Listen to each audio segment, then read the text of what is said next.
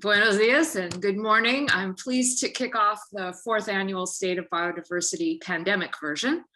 Like our other public programs, we took this one digital, and although I'll miss having an opportunity to catch up with many of you over coffee, we've greatly increased the international participation and are hosting participants from a very broad geographic range. So from my house to yours, welcome, bienvenidos. We will be celebrating 147 years of science at the San Diego Natural History Museum this year. And it is a pleasure to see the community rally behind the biodiversity of our region, which is one of 35 globally designated biodiversity hotspots. The museum has been dedicated to conservation since its inception in 1874, from helping to preserve Torrey pines to pioneering work in the environmental impacts of DDT. This work continues today with our researchers restoring red-legged frog populations to San Diego, assessing the movement of wildlife in our urban environment, and developing community science projects to track native pollinators. Of course, those are just a few among many research and conservation projects we've got going right now. We strive to work in partnership with land agencies, other researchers, and fellow nonprofits. It seems like the environmental issues grow in scope every year, and it's clear that collaboration is going to be crucial if we're going to be able to effectively address the challenges the world faces. The State of Biodiversity program is one small measure to bring about that change. Today, we are convening all of you, conservationists, land managers, scientists, and concerned public, to have important conversations about our region's ecological condition and discuss how we can work together to conserve our collective natural heritage. So I welcome you this morning, and I also thank you for being part of the solution. Now I'd like to introduce Michael Wall, Vice President of Science and Conservation and Curator of Entomology at the museum. Thank you, Judy, and just want to shout out to you. Thanks for making your vision and sort of space-making leadership that's pushed the NAT to more deeply engage with the community in events like this. So much respect to you. And speaking of respect, as conservation and advocates for sustainable land stewardship, the San Diego Natural History Museum recognizes and respects the indigenous peoples as traditional stewards of the land. Specifically, we recognize the Kumeyaay people whose ancestral homelands the museum currently occupies. We extend our respect and gratitude to the indigenous people who've lived on and cared for this land since time immemorial and continue to this day. As the original caretakers and conservationists, we honor their continued legacy of understanding, caretaking, and upholding the pillars of biodiversity. So thank you. I get a lot of housekeeping type things before we introduce our speaker, who I know you're all chomping at the bit and looking forward to. But first off, I just want to, we've got not one, not two, but three different folks who are going to be helping out with tech support. You'll see their names, Krista, Brittany, and Lauren. You're welcome to use the reaction buttons to raise your hand, or you can send them a chat if you have any sort of questions about Zoom or the event itself. We'd like you all to introduce yourselves as well. If you're representing a school or an organization here today, please let us know that in the chat. You can also add your organization's name and your pronouns, preferred pronouns in your Zoom name. And much respect and love to you all for joining us here today. It's always great. I wish we were together in the museum like we have traditionally done this, but in the absence of that, I think it's going to be a great day. Speaking of the day, the agenda of the day. In just a moment, our keynote speaker, Dr. Nancy Knowlton, will speak on a topic we're all eager for these days, and that's a little bit of hope.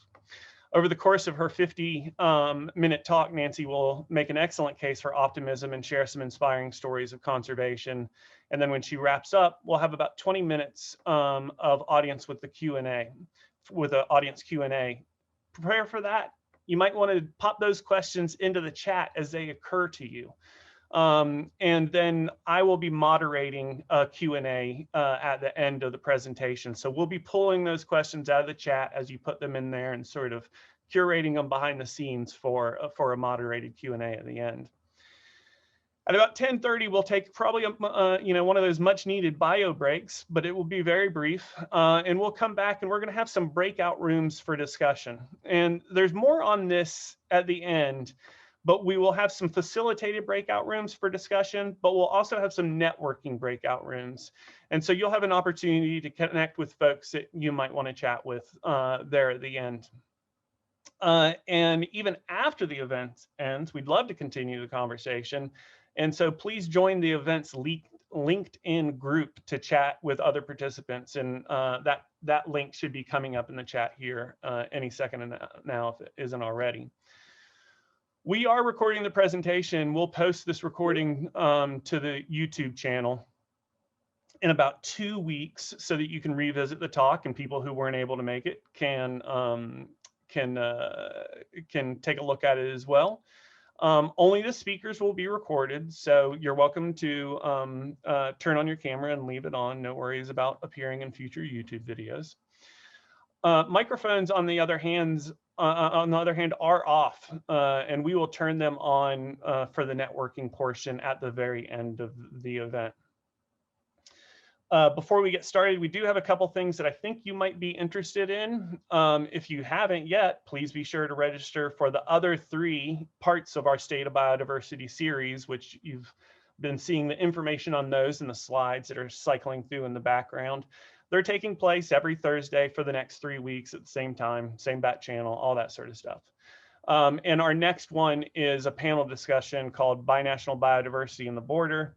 Very apropos for many of the things that are happening within our region, and we've got a really bang up crew of folks who are going to be part of that panel discussion. I think you will value it.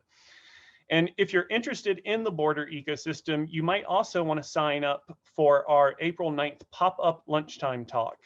This is going to be the day after the Binational Border State of Biodiversity event. And this is going to be an invite-only Zoom event. So you'll learn how to participate in this event in the 2021 Border BioBlitz, a community science effort to record as many species as possible along the US-Mexico border during the month of April. And we will be, if we have not already, be putting a link in the chat to this event that's not going to be advertised on our website. So make sure you click on that if you're interested in attending. It's a exclusive for State of Biodiversity participants. So we hope we'll see you there on the 9th. And also today's Spanish interpreter, Fernanda, will be doing live interpretation of that event too. So trying to make these bilingual. Speaking of bilingual, we have a few notes about accessibility. Habrá interpretación simultánea español. Si quiere escuchar en español, haga clic en el icono de globo en la parte inferior de la pantalla de Zoom. Y muchísimas gracias por acompañarnos hoy. Subtitles are going to be available as well. If you haven't already figured that out, there's a closed caption button at the bottom of your Zoom screen. So feel free to select that and choose Show Subtitle. Just a few thank yous. It takes a proverbial village to pull stuff like this off. In particular, I want to call out the State of Biodiversity Advisory Committee, whose names and organizations you've seen circulating on the slides there, and also the museum staff for helping guide and curate the sessions that we have coming to us in the course of the next month or so. Finally, I want to thank all the museum staff who work day in and day out to make events like this happen in support of our regional biodiversity. And in particular, a heartfelt tip of the cap to Emma Bloom, who you saw earlier on the screen today. She's amazing at bringing all these sorts of things together.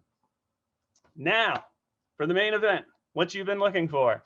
Dr. Nancy Knowlton is the Sant Chair of Marine Science Emerita at the Smithsonian's National Museum of Natural History in Washington, D.C.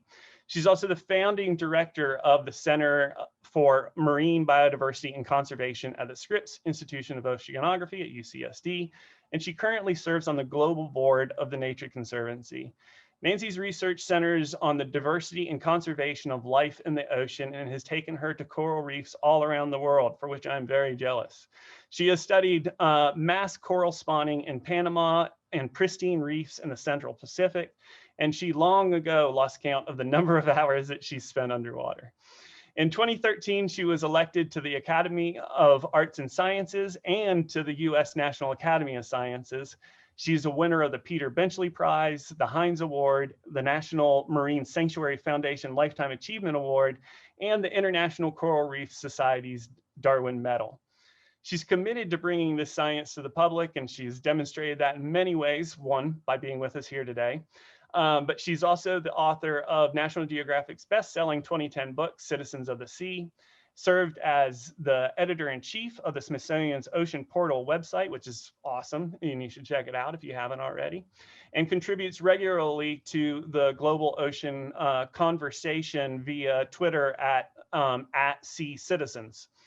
In 2014, she helped launch a social media campaign, #OceanOptimism, whose success is highlights the good news in ocean conservation. It inspired the Smithsonian Conservation Commons Earth Optimism Summit in 2017 and 2020, and that's sort of what led us to where we are today, because we really, it's been a rough year, right? A rough pandemic year, and I think we're all looking for a little bit of optimism. There's a lot of hope, I think, on the horizon, and so I think it's a great way to kick off our 4th annual State of Biodiversity with Nancy Knowlton. Welcome, Nancy. Thank you, Michael, and thank you, all of you, for coming and listening, and also to everybody at the NAT for making this possible. I really appreciate the invitation. I'm going to start sharing my screen, and we'll get started. Let's see here. All right. So I'm sorry that it's virtual in the sense that I've spent a lot of time in Southern California, and it's been a while since I've been there, but it's better virtual than not at all. And in fact, being virtual does save on greenhouse gas emissions, and it also allows me to talk to more of you probably than will be possible in person. So as I say, I'm really happy to be here. I'd like to talk today about the things that are going right. You've heard a lot about the things that are going not right in terms of the world, I'm sure, over the course of just being part of the news environment. It's hard to miss it. But it's not like I began with a sort of Earth optimism framework. And so I'm going to tell you a little bit about my personal journey, how I got to this point, but also it's kind of an intellectual journey, if you will. And I'm going to take you to some of the places I've learned about. You see them start on the map, but they're really all over the place. And this, I would like to emphasize, is a tiny, tiny fraction of all of the places that have seen positive outcomes in terms of conservation.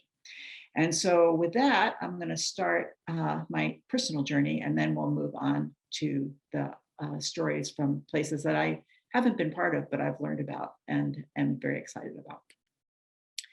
So this is what the coral reefs of Jamaica looked like when I went to Jamaica for the first time in 1975. I was a grad student at the University of California at Berkeley, drove across the country, got there, learned to be certified to be a scientific diver. The water was really cold. And so when I was offered an opportunity to study coral reefs on the north coast of Jamaica, I jumped at the opportunity.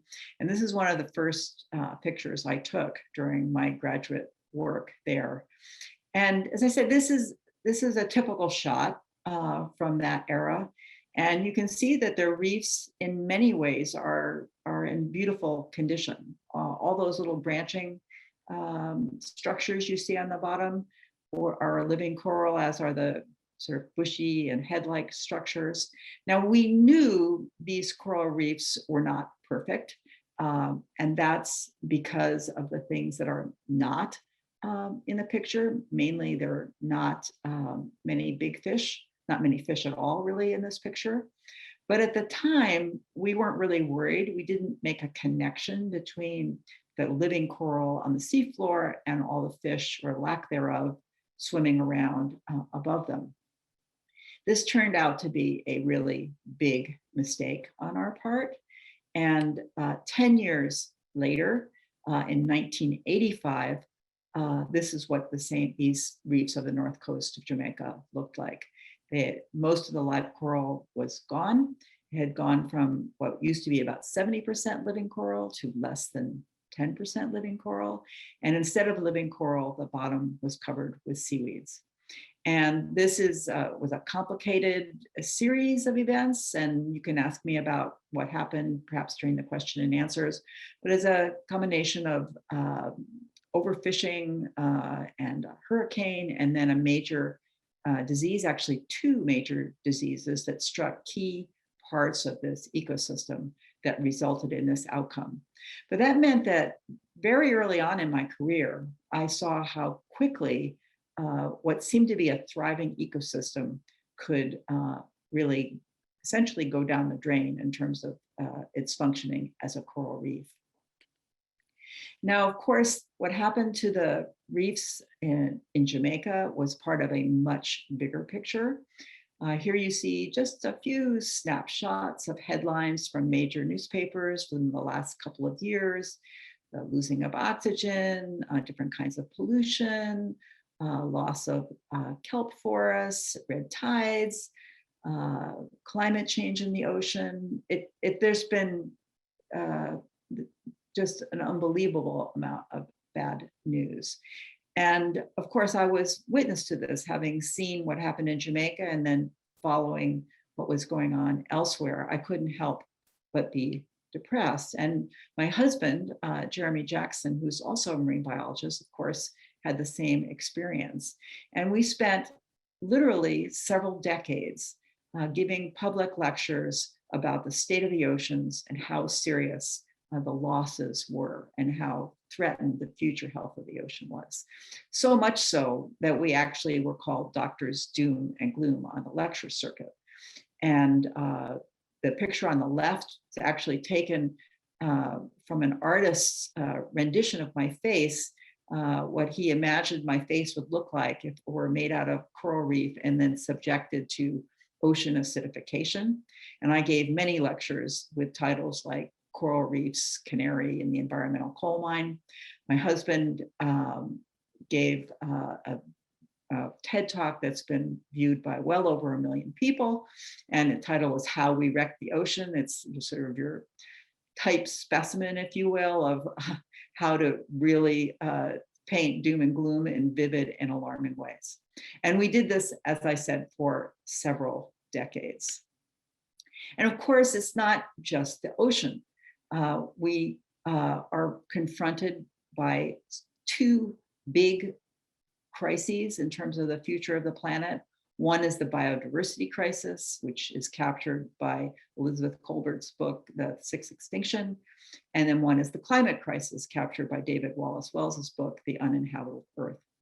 And so it's perhaps not too surprising that I and others who work in the field of the environment have spent a lot of time really trying to get people to pay attention to what the planet was facing. Now, there's one problem with this approach, which is that if all you do is talk about the problems and you never talk about the solutions, ultimately you lose people's attention and you wind up with a situation where people feel that there's really no hope. And if there's no hope, then that leads to apathy, not action. And you see this captured very nicely in this New Yorker cartoon where the guy is talking on his phone to a friend saying, making a difference doesn't make a difference. And this is a real risk when it comes to communication about the environment. And so when I moved to Scripps in 1998. And when I got there, by then it was 2 decades literally of talking about all the bad things that were going on in the ocean. And so I had the opportunity with a number of my colleagues to create something called the Center for Marine Biodiversity and Conservation. And part of the program was actually boot camp, if you will, for biodiversity and conservation in the ocean. We had a summer course every year where students, not only from biology, but also climate sciences and also economics and anthropology, was very interdisciplinary. We brought them together for a year-long program to focus on solutions for the ocean. And part of that program began with this summer course experience so that all these people from different backgrounds had this common base of information. And perhaps not surprisingly, I and my husband and others began that summer course with lectures about the state of the ocean, which of course is not very cheerful. And year after doing this, I came to feel like here I was running what was kind of medical school for the ocean. But when I thought about the analogy, I thought, wait, but in medical school, they don't teach students, soon to be doctors, to write obituaries of the patients, even though, of course, all patients wind up ultimately with obituaries. They obviously are focused on having people regain their health or not get sick at all. And yet I felt what we were doing in terms of the way we were introducing the topic and talking about the topic was that we are training our students to write ever more refined obituaries of nature and the ocean in specifically. And so as a result, I started to shift the way I thought about how to talk about the state of the ocean, inspired by all these students who really wanted to make a difference and didn't want to dwell only on the problems. And that led me to create a series of symposia entitled Beyond the Obituaries, Success Stories and Ocean Conservation. Now, like many ideas that are sort of right for their time, I was not the only person to have this idea. And I got a phone call from Ellen Kelsey up the coast in Monterey Bay saying, you know, I feel the same way about all this doom and gloom. We really need to also focus on solutions and what's working. And so Ellen and I and colleagues in Great Britain got together for a very small workshop, only about 14 people really. And we talked about what we could do to change the conservation conversation when it came to the ocean. And we came upon the idea of launching a Twitter campaign, and we all voted by email after the workshop was over, and the hashtag we chose was #OceanOptimism. And the rest, as they say, is history. It's now been used by over 45,000 different Twitter accounts since we launched it in 2014. And you see here just a screenshot of one of them. It's actually a California example about the possibility of bringing back some of the endangered abalones along the California coast. And this success of this effort, despite the fact that we didn't have any budget at all, we relied really on friends and colleagues to spread the word about using #OceanOptimism, suggested there was an enormous hunger for learning about what was working, not just what was failing. And this ultimately led, when I returned to the Smithsonian in 2007 to the Natural History Museum, to what was the inaugural Earth Optimism Summit. And this was held on the weekend of Earth Day 2017. And it brought together hundreds and hundreds of people working on all sorts of different aspects of conservation success. And it's been followed up by a number of virtual symposia. In fact, this week through, I believe, April 4th, the Cambridge Conservation Institute in the UK is running a series of sessions on Earth Optimism. They're one of our partners in the Earth Optimism Alliance. So I urge you to do a Google search and see some of the material they have available. And it's also happening in Nairobi, in Brazil, and a variety of other places. So this has become kind of a global movement to focus on success and not just on the doom and gloom.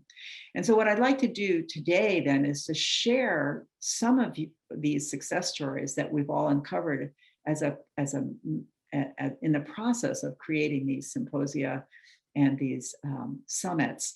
And they fall into a couple of different categories: saving species, protecting spaces, eating wisely, restoring lands and seascapes, reducing pollution, improving human well-being, and also some enterprises that aren't really full-blown successes yet, but are on the horizon and are looking pretty promising. And so what I'd like to do is share some of these with you. Many of them are not very well known. Some of them are iconic success stories, and you may be familiar with them. Some of them, I suspect, will surprise you. So here we go. Beginning with saving species. Now, I'm going to try to bring in a couple of California successes when I can, because I think California has really been a leader in terms of promoting positive and progressive environmental policies and actions that have resulted in success. And the California condor is certainly one such example. Here you see individual number 91. The California condor is down to really a handful of individuals, and it's been brought back through captive breeding and also a number of actions taken to protect its habitat and remove problems that were causing unnecessary deaths. And now the number of condors is up in the multiple hundreds, and they fly freely in California, Arizona, Utah, Baja. And now, this was just announced this past week, they're going to be launching a program in the Yurok ancestral lands in the Pacific Northwest. And I really wanted to highlight that because indigenous peoples, tribal peoples all over the world are guardians of the land that hosts much of the biodiversity that we've come to value and appreciate on all sorts of economic and moral and other levels. And their role is incredibly important. And this is but one example of their contribution to a conservation success. Another big California success, of course, is the sea otter. The southern sea otter, what got to be so rare that it was actually thought to be extinct. But a handful of survivors were ultimately found, they were protected. And now they're getting close to being delisted in terms of their threatened status. And you see on the right, just the data since 1990 of the slow but consistent, fairly consistent increase in their numbers.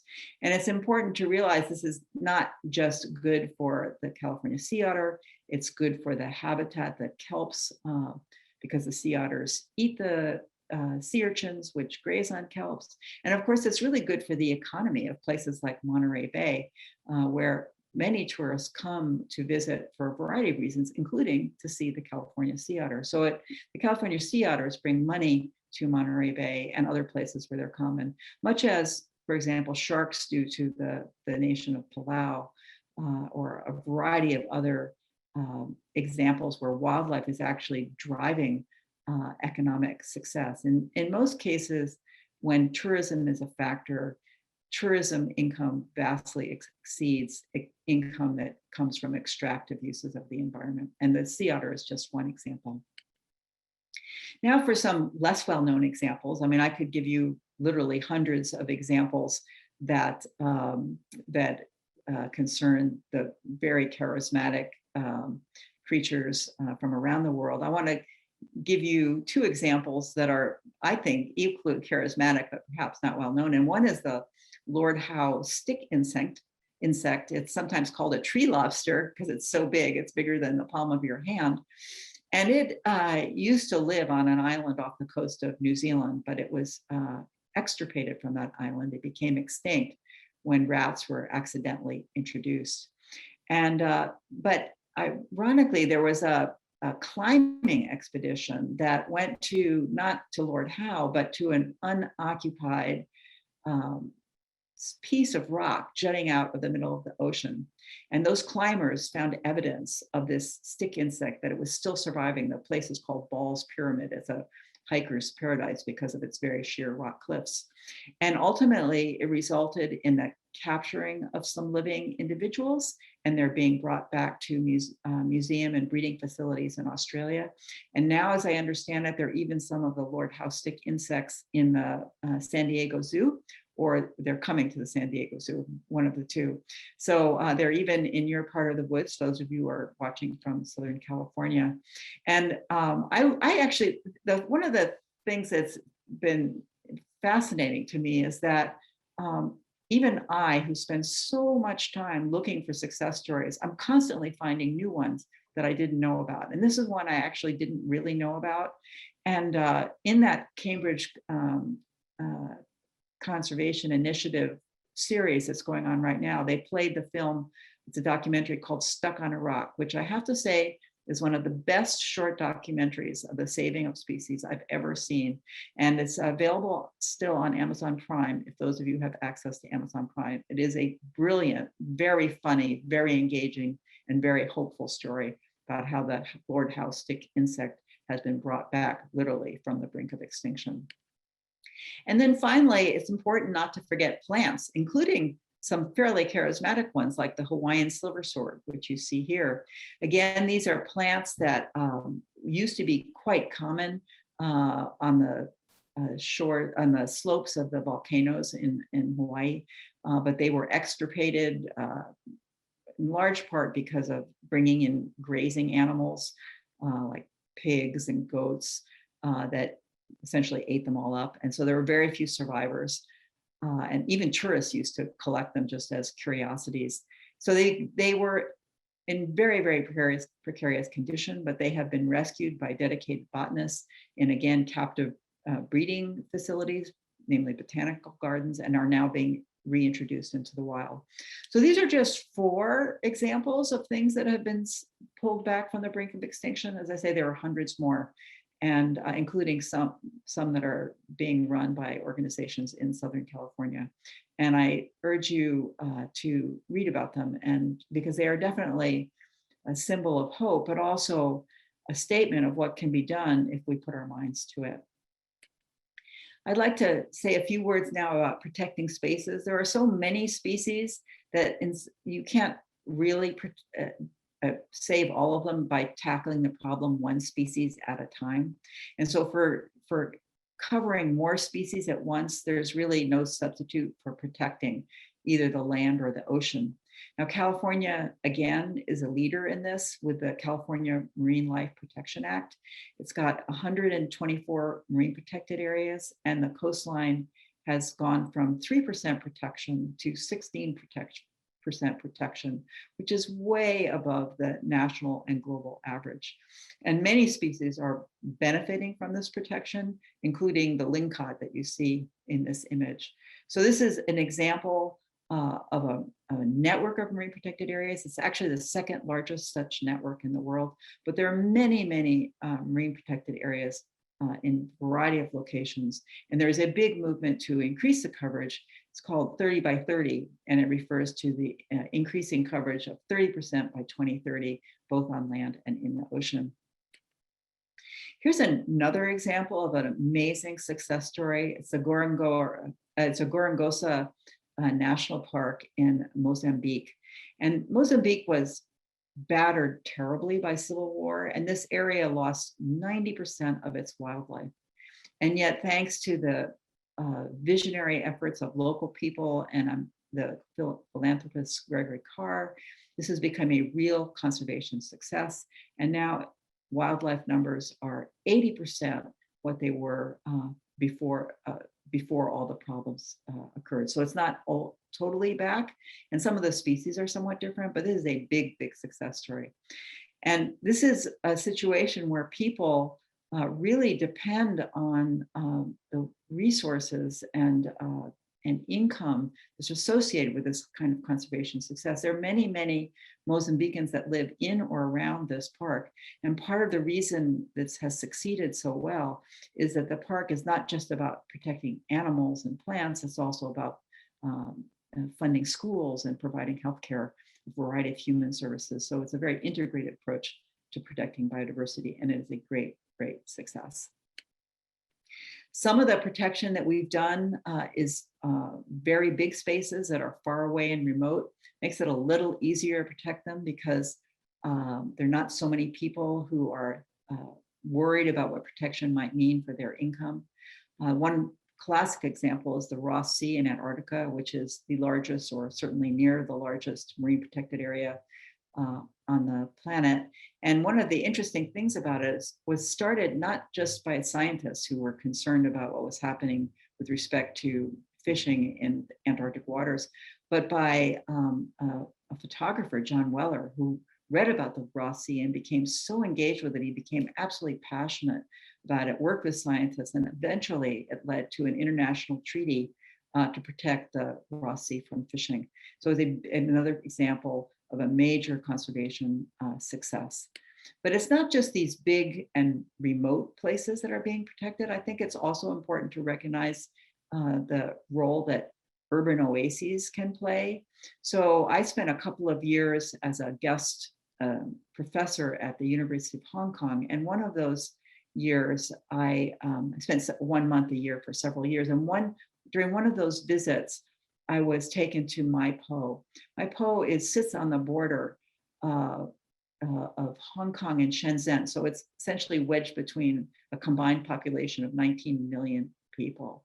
That's a huge number of people. And yet this little slice, 6 kilometers squared of land, shelters 60,000 individual birds belonging to 350 different species. And you can see all sorts of birds, including some, for example, endangered spoonbills and others that really depend on this habitat oasis for protection. So again, this is a snapshot of what's happening around the world. There are many, many other examples. I'd like to turn now to eating wisely. Again, I'll start with a California example, which is the recovery of Southern California large predators thanks to a change in the law in 1994, which prevented the use of gill nets in shallow nearshore habitats. And the reason that was important was because large predators would swim normally inshore to breed, and they were getting trapped in the gill nets. And obviously you don't want to kill a lot of breeding animals if you want that population to survive. So these were banned, and what we've seen is a dramatic recovery in the commercial catch, which you see on the graph, and also the recreational catch, which you see in the image on the right. Often pictures that look like that picture on the right come from several hundred years ago, people wearing odd clothes and having weird mustaches, but this is obviously a recent picture, relatively recent picture from Southern California of a very, very happy angler. So this one change in fishing strategy has made a big difference for Southern California. There's also a lot of effort to create cooperative communities for harvesting wildlife. This is an example from Chile. And there's a very delicious and valuable seafood item called the loco. Sometimes it's in English, it's called the Chilean abalone, although it's actually not an abalone, but it is similarly prized for the flesh. And there's been long history of overfishing.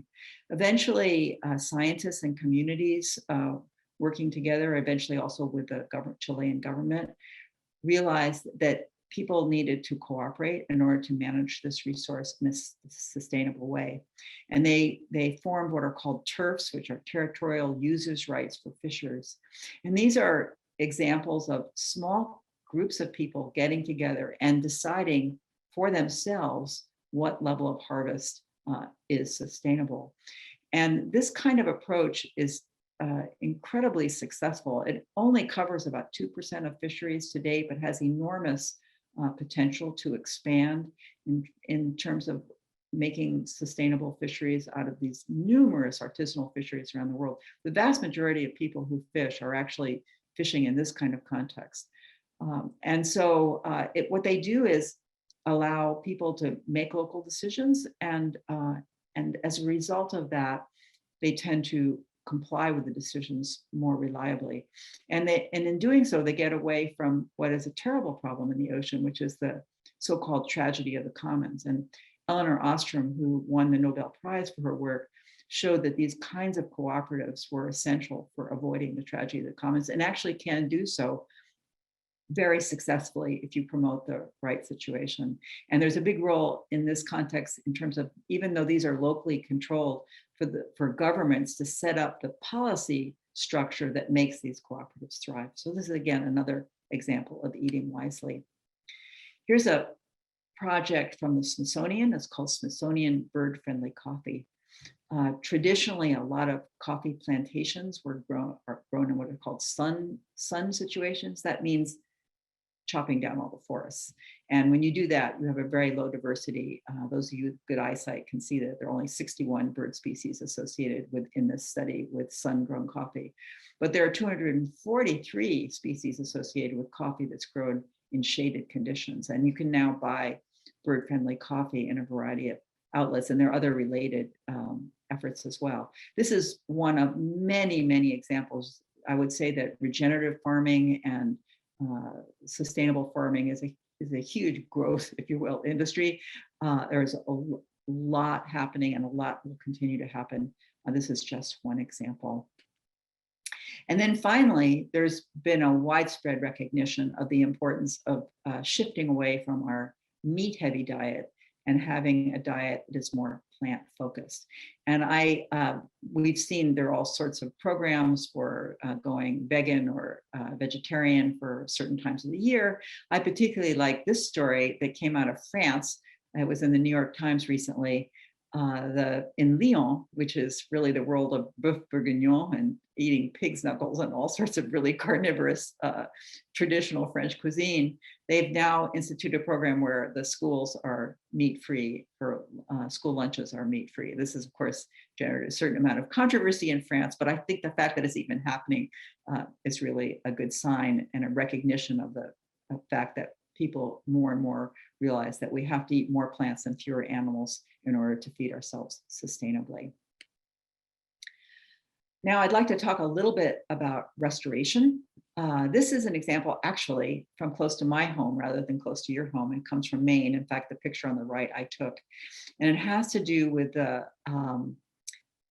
taking down of dams, most of which are no longer actually being used. They were set up for small scale power or milling operations, then left in neglect. But the problem is that they block the way for a wide variety of fish that start in the ocean but swim upstream to breed in fresh water. Those dams make it possible for them to complete their life cycle.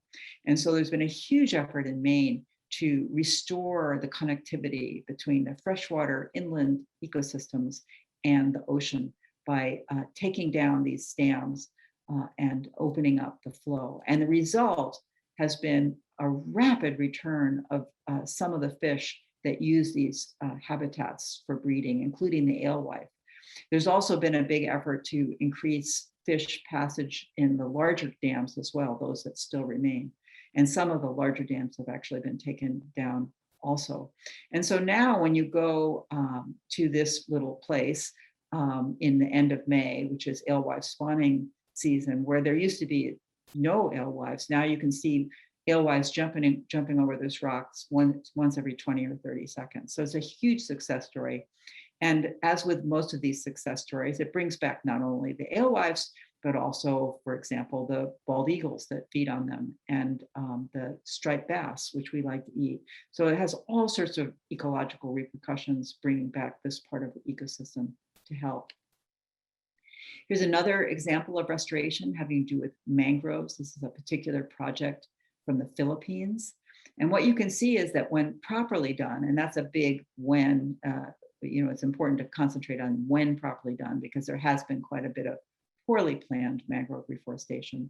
But when it is done properly, the mangroves recover remarkably quickly, as you can see in this photo. And as a result of some of these efforts, the rate of mangrove loss globally has really slowed dramatically in the last several decades. Now, this is important on a variety of reasons. Mangroves often are the nursery grounds for the fisheries that local people depend on, but they are also incredibly powerful carbon sequestration environments. They trap carbon in their biomass, which is then kept out of the atmosphere. And so for many countries, tropical countries that themselves, they're often developing economies, they don't necessarily contribute a lot of greenhouse gas emissions, but they can make a major role in terms of reducing climate change by investing in mangrove reforestation. And there are actually international financing mechanisms that make it easier for them to do that as well. So this is a big success on both the biodiversity and the climate front. Then there's the whole example of rewilding in Britain. And these are only 3 of quite a few different species that have been brought back to British landscapes and seascapes. Britain is an island, of course, and it's really easy to make things go extinct on islands. So Britain has lost a number of important species, and but now people are working on all sorts of different projects to bring these species back. And you see 3 examples here: beavers, sea eagles, and the great blue butterfly. The great blue butterfly was another example I learned about from this week at the Cambridge Conservation Initiative. It's an interesting species because it turns out that the reason it disappeared from Britain was because of the loss of the habitat, not of the butterfly per se directly, but of this kind of ant, which ironically these butterflies lay larvae. They wind up that when eggs have the butterflies lay eggs, the eggs turn into larvae, and those larvae are adopted by ants. They have trick chemicals on their surface. The ants bring them into their nests thinking that they are part of their colony. Then the butterflies proceed to eat up lots of the ants and then eventually pupate and turn into these beautiful butterflies. But it was a real scientific detective story to figure out why these butterflies were doing so poorly and then going extinct. And it turns out in order to bring them back, we had to protect the ants as well as the butterflies themselves. I mentioned removing rats in the context of the recovery of the Lord Howe stick insect. They haven't actually returned them to Lord Howe, but they have been successful at removing rats. And so once they're sure that the rats were all gone, the stick insects will be brought back. But this removing of rats and other invasive species, including, for example, the pigs and the goats that were endangering the silversides in Hawaii, has made a big difference in a number of habitats. And you see here too, one tropical, Palmyra Atoll, very close to the equator, and one very cold near the Antarctic, the South Georgia, both incredibly important habitats for seabirds, and both vitally restored by the removal of rats. And very impressive efforts to, it's not that easy to get rid of all rats. I say this as someone who lived for 10 years in Washington, DC, and where rats were a regular part of my backyard.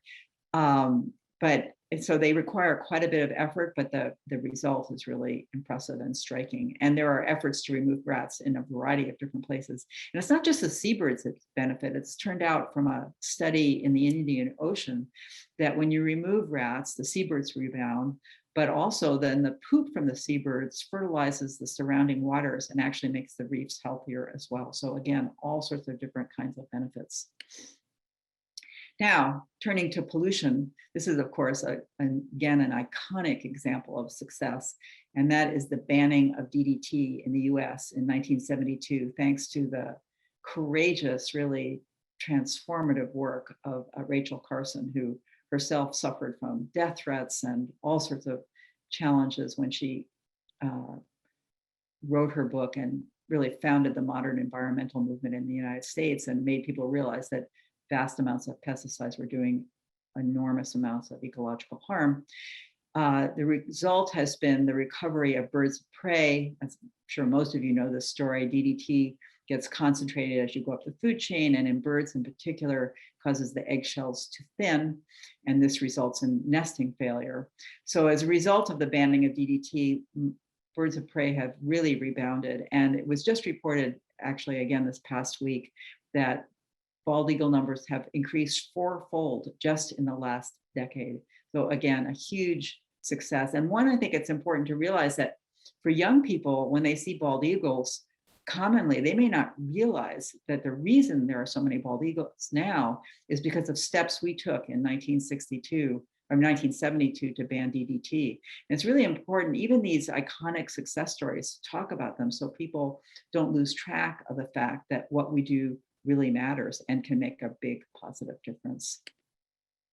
Here's another example of one of nutrient reductions, and this has happened in a variety of places, including Tampa Bay.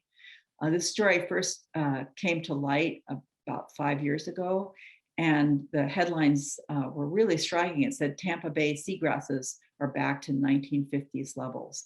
And this resulted from huge efforts by the people in Tampa to reduce nutrient flow into Tampa Bay, a lot of watershed projects. What was really interesting to me about this story is that when I first heard about it, and I read about it in the news like most people do, and I asked my colleagues in the marine conservation world, do you know about what's happened in Tampa? This is amazing success. And I'd say the vast majority of them didn't know about this story. In fact, I was even giving a talk once in Tampa Bay on ocean optimism at the time, and it was a meeting of all the different people who worked in the Gulf of Mexico. The meeting was in Tampa, 200 people in the room. I said, raise your hands if you know about the Tampa Bay seagrass recovery success. And only of the 200 people, only 4 people raised their hands. So it's not just the general public that's unaware of these successes, it's actually the professionals as well. So how can we expect the general public to appreciate what's going on in a positive direction if we don't even know about it ourselves? Here's another example of a really big success, and that is the gradual closing of the ozone hole due to the banning of chlorofluorocarbons and related compounds.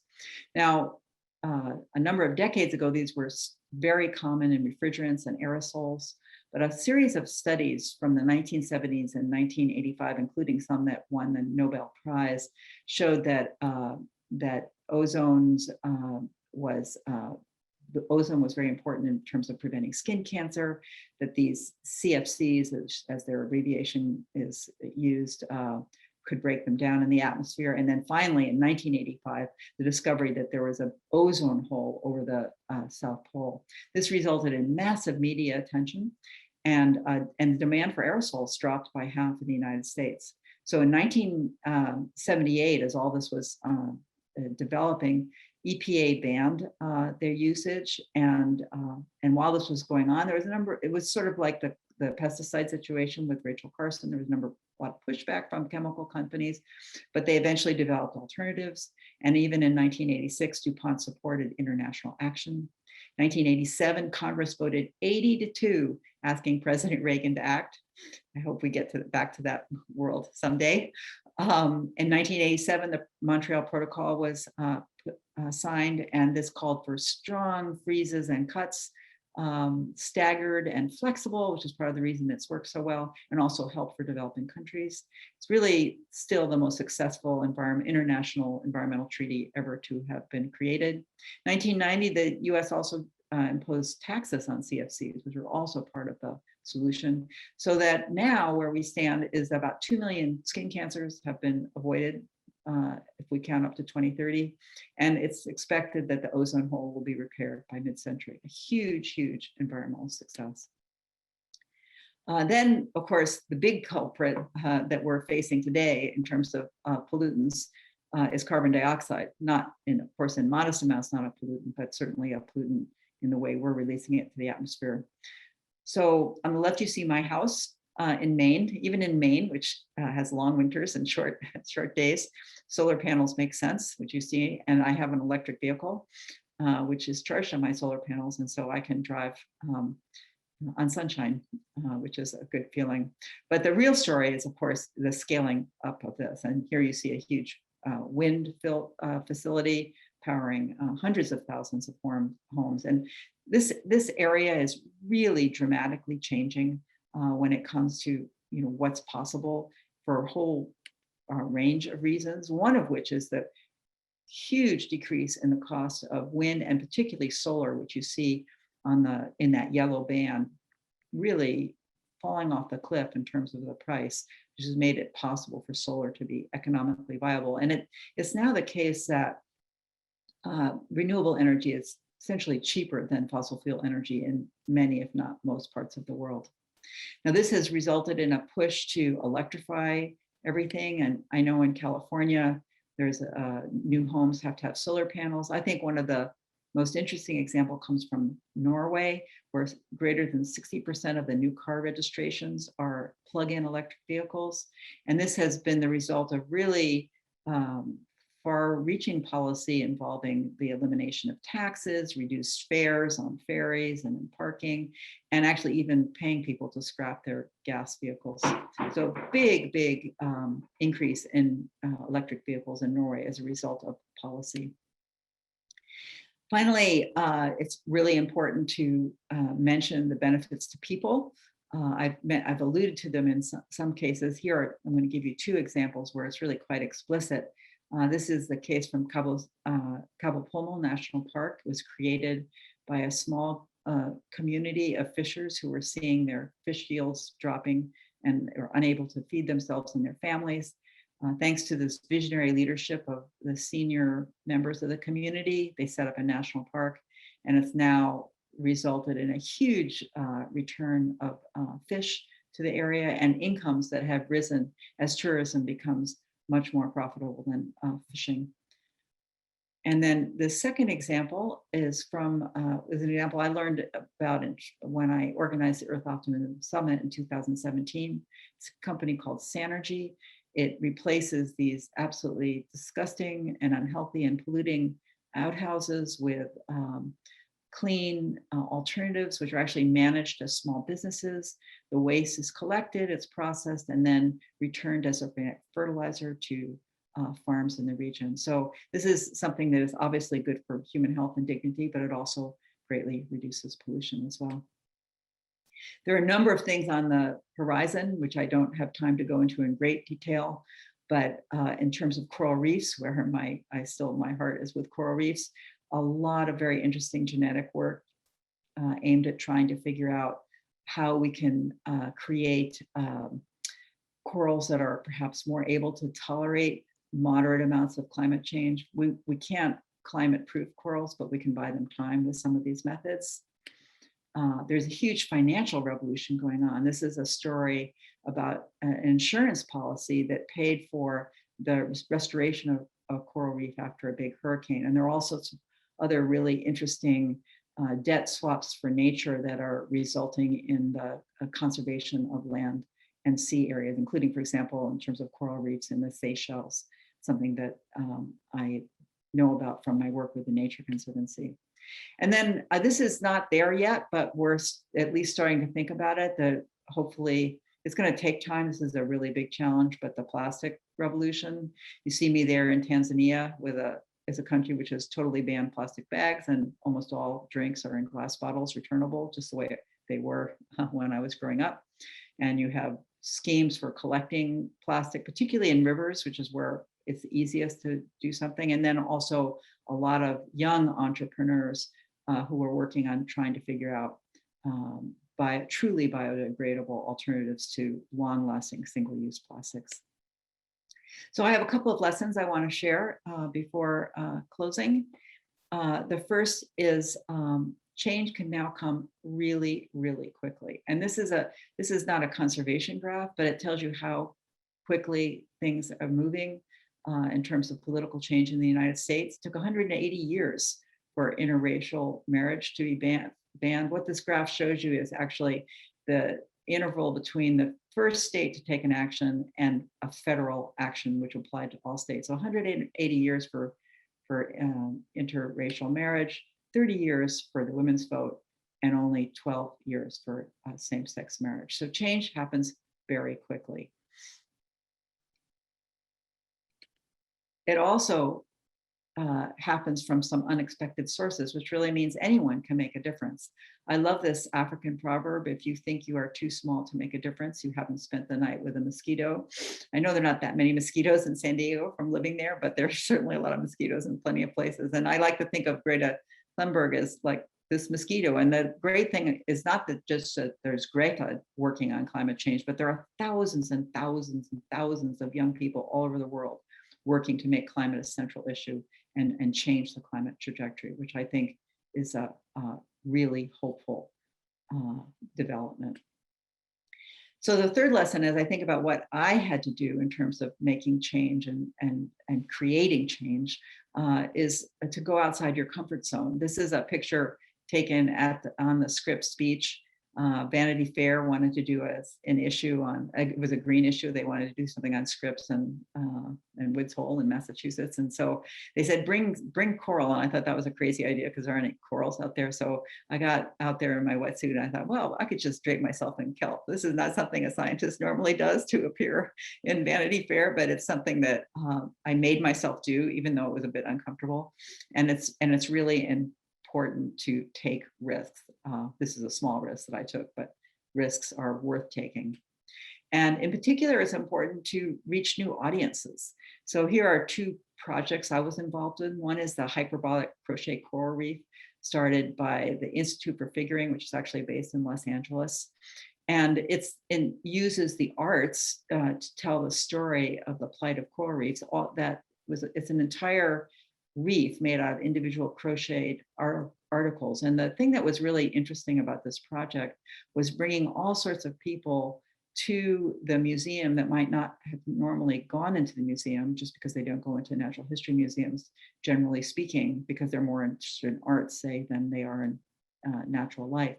But it's also a diversity issue as well. One of the parts of the project involved going to homeless shelters and getting women living in typically women living in homeless shelters to contribute. And one of the best headlines I ever saw in terms of something I was associated with was in Street Sense, which is a weekly magazine, a newspaper for homeless people in Washington, D.C. And the headline was, "Homeless Women Stitch Their Way into the Smithsonian." And then on the right, you can see a project that was organized by the Vatican, which I was honored to be part of. And it really, I show that just to illustrate the importance of reaching religious and other communities that you might not think about reaching out to, because there are many, many people in religious communities, for example, who are really interested in nature as creation and how to protect it. So we really don't have the option of ignoring people. We really want to bring everyone to the table. Next lesson is to tell a story. And tell it in a way that is actually a story, not a series of numbers. My friend and colleague Randy Olson wrote a book, "Don't Be Such a Scientist," about this, and he's actually written several other books as well. And I urge you to look him up if you're not familiar with him. It's really important because people process information as stories, not as numbers, most people. And every conservation success is a story. It complies basically to the structure of what's called the hero's journey, which is what every screenwriter thinks about when they put together a blockbuster film for Hollywood. So it's kind of nuts for conservationists not to use the same strategies. Next lesson, remember there will be failures and setbacks. This is a piece from the Washington Post about the sludge coming off of a mine in Indonesia, running onto coral reefs. That mine is to find the elements that are needed to create batteries for electric vehicles. So there are trade-offs, there are failures, there are setbacks. And the piece of advice I would give you is to remember the words of Voltaire, which is, "Don't let the perfect be the enemy of the good." And then finally, just continue to focus on the positive. It's not that I don't read the bad news. It's really important to know what's going on, but you don't need to dwell on it. And I think it's really interesting and instructive that Martin Luther King said, "I have a dream, not I have a problem." And this is really what young people are bringing to the table, their dream of a better world. And we as adults who have been responsible for most of these messes have a responsibility to help them. It's not their job to fix everything, but their vision is really what will pull the world to a better trajectory. And with that, thank you for your attention, and I'm happy to answer questions. Thank you so much, Nancy. That was fantastic. Lots of wonderful stories in there, and dosed with some realism, or the sort of that it's not always just great stories there at the end, but to focus on that. I think we're going to take a little break here, actually, because our wonderful Spanish translator is she's parched from doing the translation. So we're going to do a very short, just like 5-minute break here. People, please stick with us. Use this as an opportunity to take your bio break, get a little water, and come back and join us, and we'll go straight into the Q&A. Nancy, thanks for bearing with us for this. And my apologies for the thirst. I tried to slow down, but my natural instinct is always to speak quickly. I had to apologize as well. I was like, I got nervous, so I went too fast. Sorry.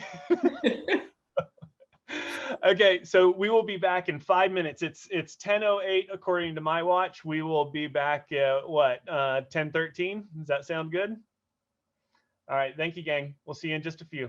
Again, Nancy, thank you so much. There are a few stories in there that I was familiar with, but many that I was not, and it was really great to learn about those. And in the chat, there was Jeff Hayes, who's with Cleveland National Forest.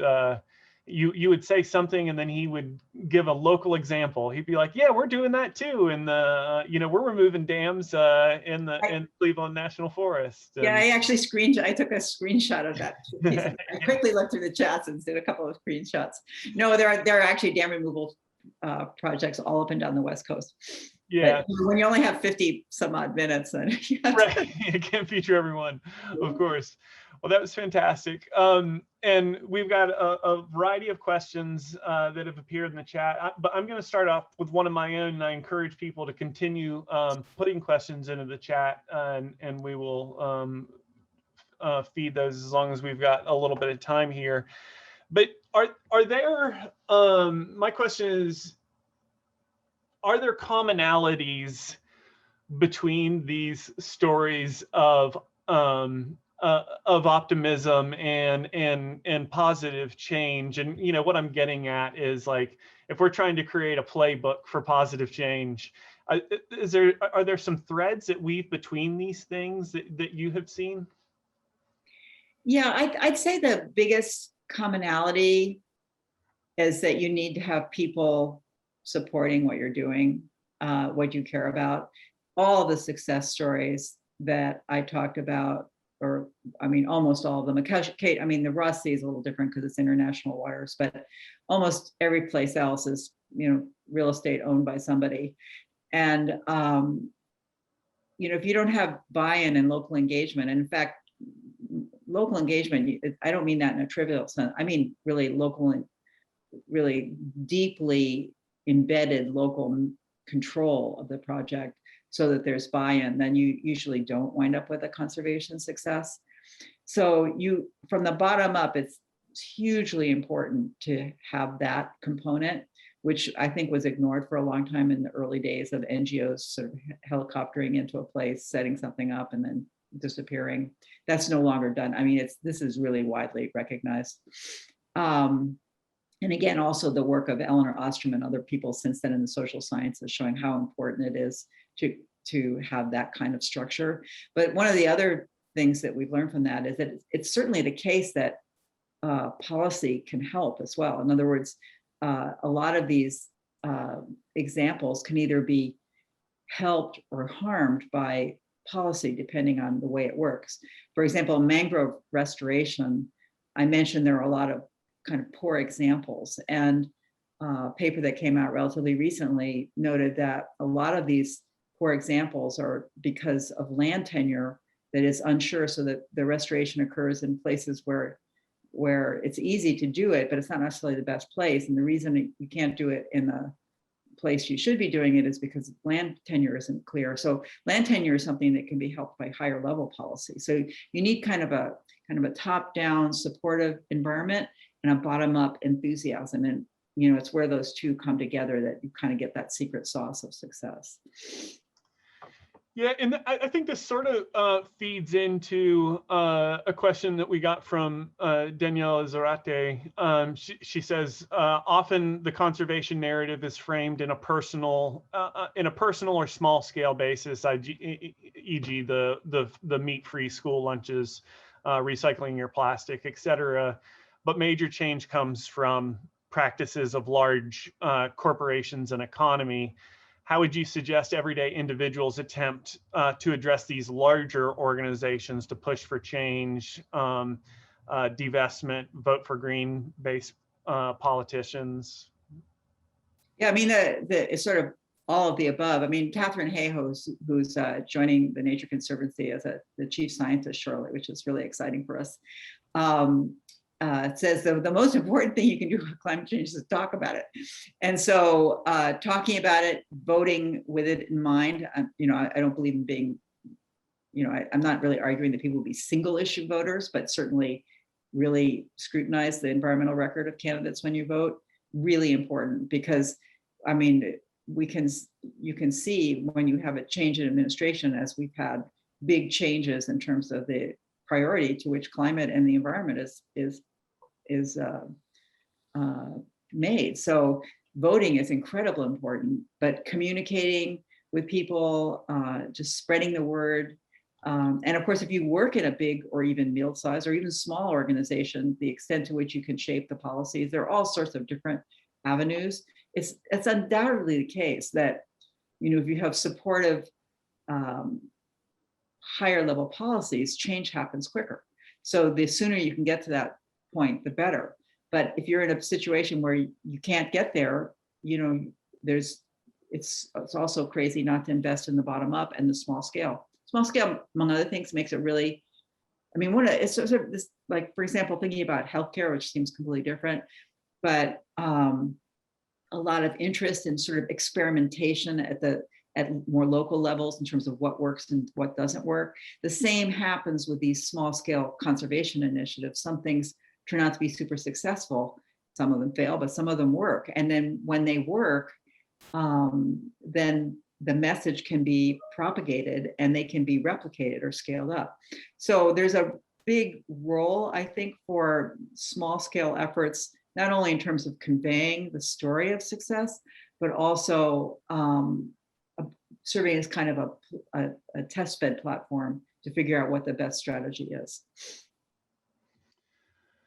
Great. There's a number of people have sort of chimed in thinking very much about the past year, and that, like, the great quietus, as some people are calling it, like what has happened with COVID and what the biodiversity impacts or conservation impacts of that are.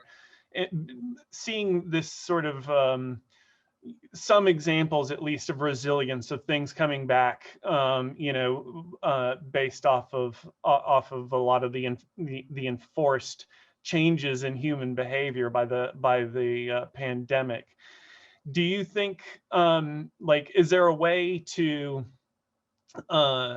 cultivate that and activate these things to build upon this, the sort of lessons learned over the course of this year? There's certainly been a lot of examples of people citing things that they hadn't seen for ages, because there are fewer people around, and animals, it doesn't affect plants really, but animals, well, it affects plants in terms of trampling, but animals, get braver when they don't think there are a lot of people nearby. There are lots of examples of that. And also people, but it's much more complex, the response to the pandemic. The other thing that happened is people spent a lot more time in their gardens. Like hardware stores were selling out of birdseed and, all sorts of things. So people were a little bit more in tune with the outside, because that was someplace you could go safely. And then there are other things going on sort of in terms of that I think are very promising, which is, for example, I don't think we'll ever go back to the day when we fly across the country to go to a 3-hour meeting. That's, thank goodness, actually. Right. But we never thought, people did it because they thought, oh, well, it has to be in person, otherwise it won't work. And I think we're learning, even events like this one, where, you lose things when it's all virtual. And I'm not saying everything should be virtual, because there's no substitute for connecting with people in person, but a lot of things can be virtual and save enormously on greenhouse gas emissions from travel, and even commuting. That the other thing is, working from home is not going to go away. It's not like we're going to all work from home all the time, but there's going to be less commuting. So there are all sorts of things that the pandemic has shown us that our assumptions about how the world had to be aren't necessarily true. On the other hand, I think it's important to remember, well, a couple of things. First of all, there's a pent-up demand for people to go places. So it's not like we're going to see everything stay the way it is now. And I would argue that that's not, as much as I am concerned about greenhouse gas emissions associated with aviation, there are really important biodiversity sites, which absolutely depend on tourism for them to work. In Tanzania, those wonderful vistas filled with zebras and lions and leopards and gazelles and everything, and hippos. I mean, it was an amazing trip, but it happens because the Maasai people who were there make enough money from tourism to support protecting the wildlife. Yeah. If they don't make any money from protecting the wildlife, they're going to eat the wildlife. I mean, it's as simple as that. And so it's really important to recognize that that some of the amazing biodiversity that we want to protect is actually really dependent on travel. So it's getting that balance right is yeah. The question that, to be honest with you, is probably one of the first questions that came to mind for me, and I believe this one again is from Daniela. It's what's the balance you strive for between reporting optimism and hope stories and reporting, you know, authentic cases of biodiversity loss and climate warming signs? You know, what it's, do you go all one way? Where's the balance? Is there a middle path? Well, there is I mean, I think there has to be a middle path, because if you're all pessimism, you wind up with making a difference doesn't make a difference scenario. On the other hand, if it's all optimism, first of all, you're unlikely to, first of all, you'll be disappointed yourself.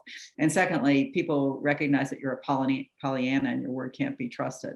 So there's actually been quite a lot of, I mean, social sciences, I've spent a lot of time reading the social sciences over the last couple of years, and there's amazing insights that conservation biologists are only sort of belatedly coming to, but there's a real recognition of the value of something called constructive or realistic optimism.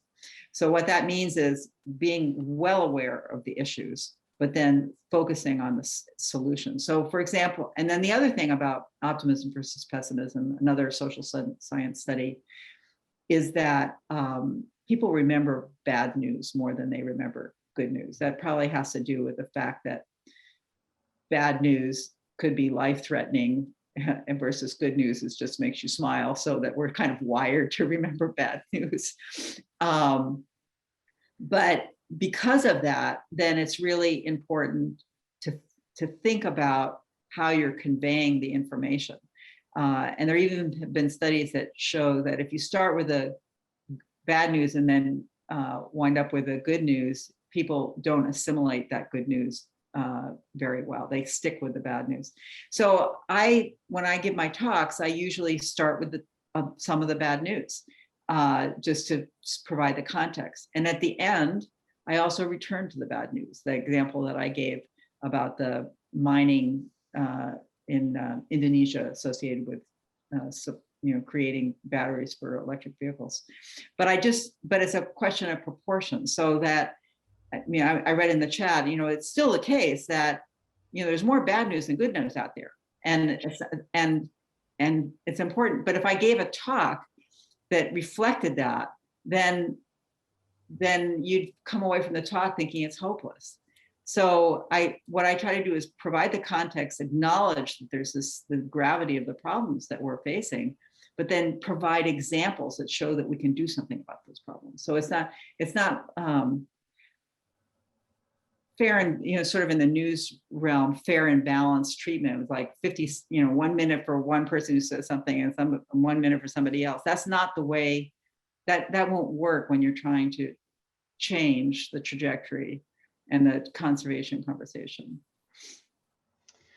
Yeah, and one of our future speakers, Arturo Ramirez, brought up this very thing of like how do you balance this with the media? How do you go against that natural inclination of the media picking up on these really bad stories? But I like your sort of bad news sandwich, or is it a good news sandwich? Because the good news sandwich. Yeah, bad news is on the bread. The good news. Very thinly sliced pieces of bread. The big wedge of grilled vegetables in the middle. Yeah, exactly. Yeah, that's fantastic. Let's see, what else have we got here? Bill Levine, he says there is a lot of amazing work in Baja and collaborative partnerships working at different scales. There are others on this call with a lot of experience, but I also offer the Climate Science Alliance Baja group as one place to contact. And then he goes on to give a link to that. I'm sorry, I thought that was a question there for you, Nancy. Let's see what else maybe we can put those various, somebody can harvest all these links and put them in a document that somehow gets attached to this recording. Yeah, for sure, we'll do that. Include those also maybe in the YouTube information. When this does get posted online, it will get posted online for folks who have asked about that. It will probably take us about 2 weeks to make that that transition take place. Let's see. There's a question about from Emily, and that has to do with green energy. And this is something we think about a lot here in Southern California, because there's a lot of natural areas that are getting highly impacted by green energy development. And so she says, I think the general public and many others don't realize that green energy doesn't come from fairies, which I think is great. Doesn't come from fairies. Doesn't come from fairies. It doesn't magically appear. And there's costs associated with this large scale solar and wind farms. It has biodiversity impacts. You know, and then with the more research coming out about these sort of negative conservation impacts, how do you see the future of green energy and getting across the importance of the balance with green energy? She also goes on to say, how can we better establish areas of green energy production without such large losses of avian and mammal life? It's a big question. Yeah, no, it's what's funny about the question though, is I just before this talk, I was in a 2-hour meeting at the Nature Conservancy about exactly this problem. So it's fresh on my mind. There are trade-offs with everything, like that image from Indonesia, although the trade-offs don't have to be as bad as that. And that's, I guess, I mean, everything we do, everything we eat, every place we move, you know, if we're using, even my electric vehicle, for example, one of the biggest contributors to microplastic pollution is actually tire particles. Mm-hmm. So, you know, I may be powering it from my roof, but it's still releasing tire particles. So it can be a little bit paralyzing if you, I mean, the only solution to eliminate your impact is to eliminate yourself. And that's obviously not the direction we want to go. So, but it is possible to plan these things in a way that makes sense. And that's something, for example, the Maine Nature Conservancy chapter is working on very carefully, using degraded lands, for example, and places that have low biodiversity value, alternatively, or not alternatively, but in addition, for example, using solar farms to seed them with pollinator plants. So use them in a way that solves both a biodiversity and a climate problem. I mean, we can't really get out of the climate problem without renewable energy, and we have to solve the climate problem. So the question is, how do we solve it in a way that minimizes the biodiversity issues? And then there are policy things that I think could be changed. Right now, at least in New England, I don't know if that's the case in Southern California, but it's much, much cheaper to use green spaces to create solar farms than it is to use built environments. And I think, and this is way out of my area of expertise, but thinking about, you know, what are the policy incentives that you could create that would make it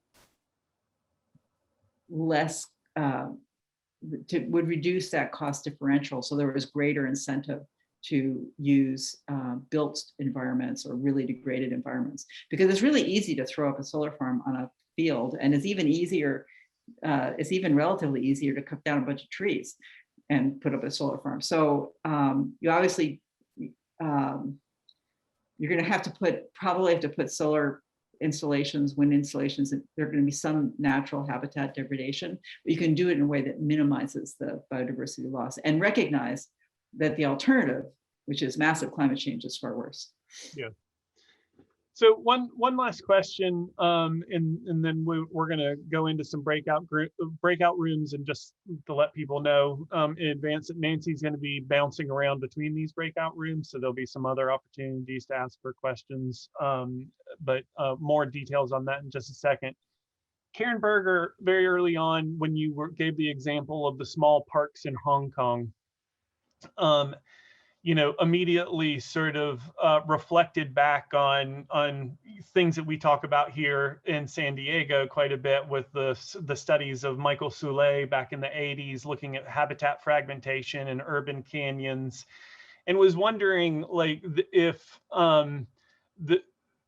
wondering about efforts to sort of mitigate isolation, you know, within these urban environments. And do you have any particular stories about Hong Kong regarding that, or just in general about the urban landscape and creating a more biodiverse friendly urban landscape?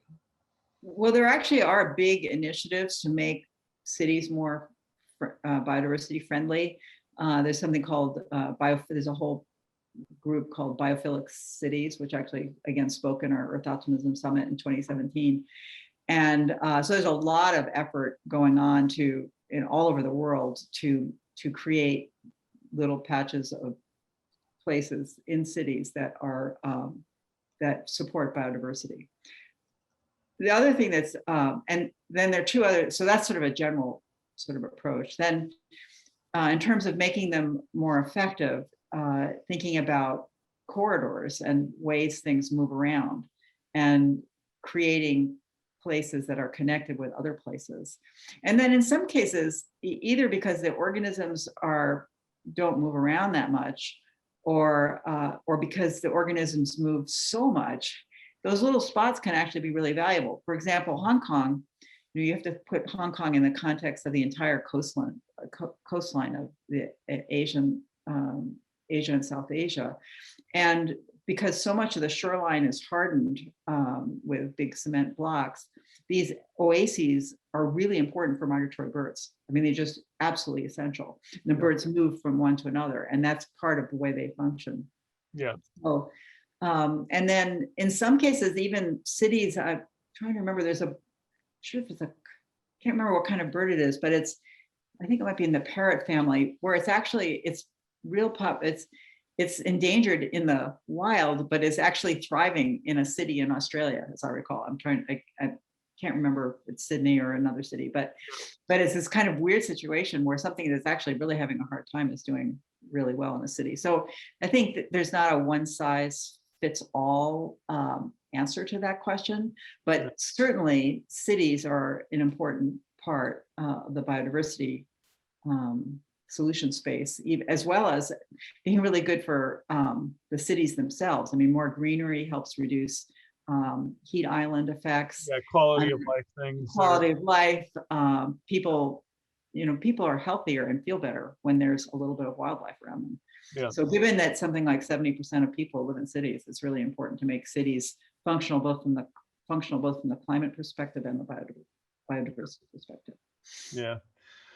Well, excellent. Thank you so much for being with us and taking the time to answer all these questions. And thank you for sticking around a little bit longer to pop through some of our breakout groups.